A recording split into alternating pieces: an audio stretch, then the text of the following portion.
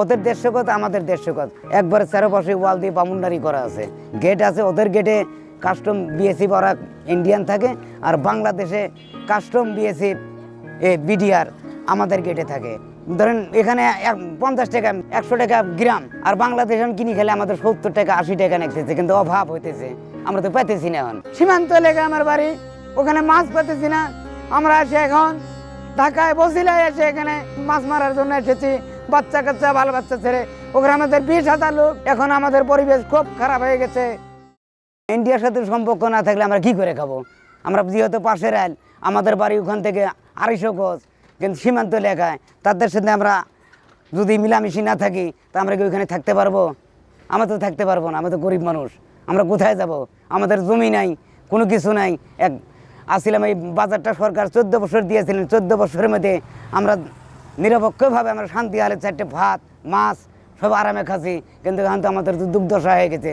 নদীতে মাছ নাই, আমরা কি করে খাবো এখন? তারা আমাদের ক্ষতি করে নাই।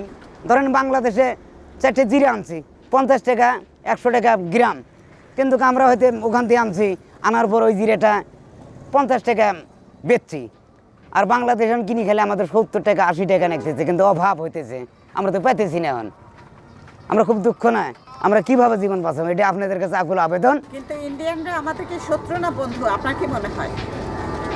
না, তারা আমাদের শত্রু এমন না, আমি ভাবি যে তারা শত্রু না, কিন্তু আমাদের দলে, আমাদের বাংলাদেশ দলে, এই বাংলাদেশে বিভিন্ন ধরনের আকারের দল নিরপেক্ষ হইতে বাজার হইতেছে না। কিন্তু কেন আমাদের বাংলাদেশের যে তত্ত্বাবধায়ক সরকার, এই সরকারের কাছে আমরা আকুল আবেদন করি, কিন্তু আমার বাজারটা নিরপেক্ষভাবে আমরা খোলার জন্য তাকে মহোদয়ের কাছে আকুল আবেদন আমরা করি। আমার নাম মাহাদ আলী, আমাদের বাড়ি কুড়িগ্রাম জেলা জাজিদপুর থানা। মাছ ধরতাম, আমাদের ওখানে নদীতে মাছ ছিল, থাকার পরে মাছ যখন কমে গেল, সরকার আমাদেরকে একটা মেঘালয় ডিস্ট্রিক্ট কুড়িগ্রাম জেলার ওখানে একটা বর্ডার হাট দিয়েছিলেন। সেই হাটে শান্তিতে আমরা দিন কাটাইলাম। হাট দেওয়ার কারণে 20,000 লোক আমরা ওখানে, আমরা বাল বাচ্চা নিয়ে আমরা করে ধরে খাচ্ছি। এখন আমরা পেতেছি না, আমরা এখন কোথায় যাই? আচ্ছা, কুড়িগ্রামের কোন জায়গাটা আপনাদের বাসা? আমাদের বাসা বালিয়ামারি। আগে জিঞ্জিরাম নদীতে মাছ ধরতাম। আপনাদের পেশা কি শুরু থেকেই নদীতে মাছ ধরা? হ্যাঁ, পেশা আগের নদীতে মাছ ধরা ছিল, তারপরে সরকার আমাদের হাট দিল। সেই হাটটা আমরা 13-14 বছর করলাম। করার পর ওখানে আমরা অন্তপক্ষ 20,000 লোক আমরা ওই রাজিদপুর থানার শান্তিতে ছিলাম। কিন্তু যখন আপনারা মাছ ধরতেন তখন শান্তি ছিল না?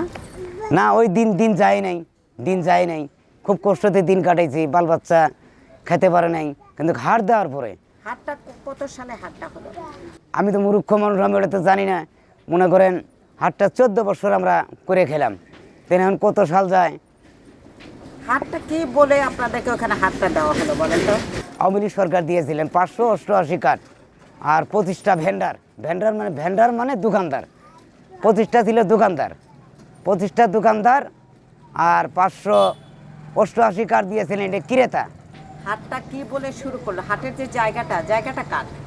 জায়গাটা ভারতের অর্ধেক, বাংলাদেশের অর্ধেক, মানে মাঝখানে সীমানা। কোন জায়গাটা একদম জায়গাটা সীমাটা বলেন? মেঘালয় ডিস্ট্রিক্ট, ওটা সীমান্ত এলাকা। ওদের আছেন ধরেন 150 গজ, আমাদের 150 গজ, 300 গজ এরিয়ার ভিতরে তার দিক ঘিরানো, ওখানে হাট। না, মাছ বিক্রি হয় না, ওই প্লাস্টিক নিয়ে গেছে, ওতে গরিব মানুষ দুটো মেলামাইন প্লাস্টিক নিয়ে গেছে, তার পাশে মনে করেন ধরেন দুটো মাছ নিয়ে গেছে, এই নিয়ে বেচা কিনে করে আমরা জীবন গ্রহণ করছি। কিন্তু আমরা এখন খুবই দুঃখতে আছি। সরকারের কাছে আবেদন, আমরা বাজারটা অনুরোধ করে, আমরা বারবার আমরা সব দলের কাছে নিরপেক্ষে আমরা অনুরোধ করি, আমরা বাজারটা আবার চালু চাই। আমরা সবাই আমাদের কাছে সমান। ওখানে কি ইন্ডিয়ান লোকজন ব্যবসা করতো? হ্যাঁ, ইন্ডিয়ান লোক আসতো অর্ধেক, আমরা যাইতাম সব। ওখানে কাস্টম থাকতো, বিজেপি থাকতো, থানার পুলিশ থাকতো। ইন্ডিয়ান লোকেরা কি ব্যবসা করতো?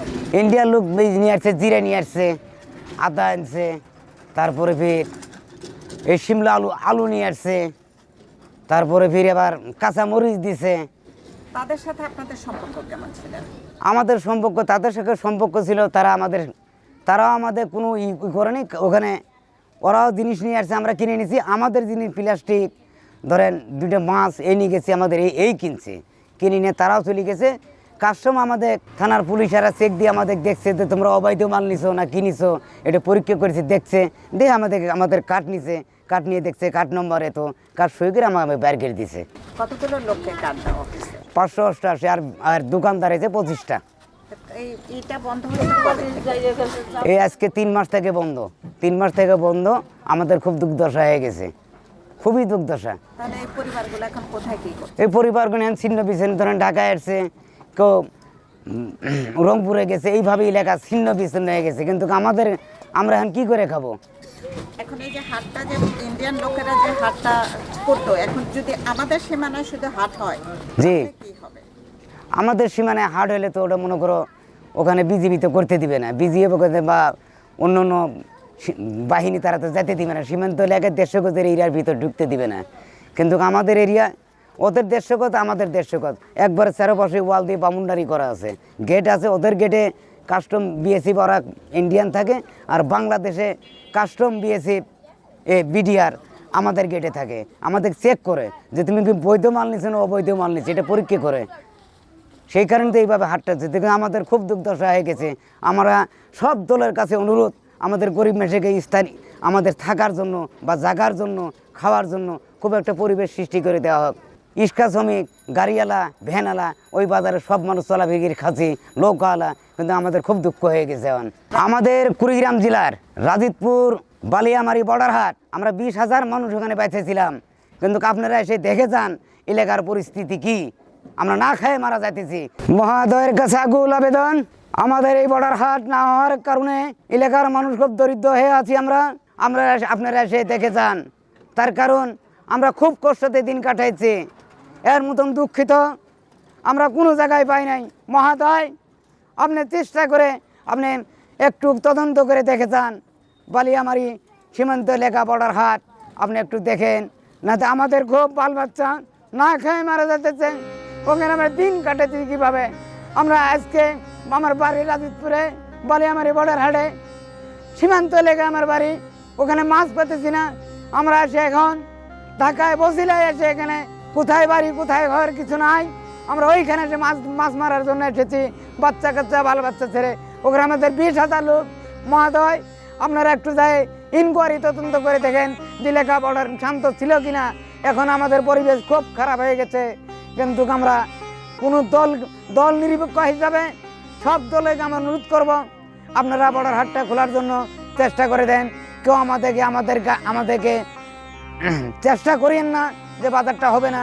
আমরা সব দলে অনুরোধ করি বাজারটা এসে দেখে আমাদের খোলার ব্যবস্থা করে দেন।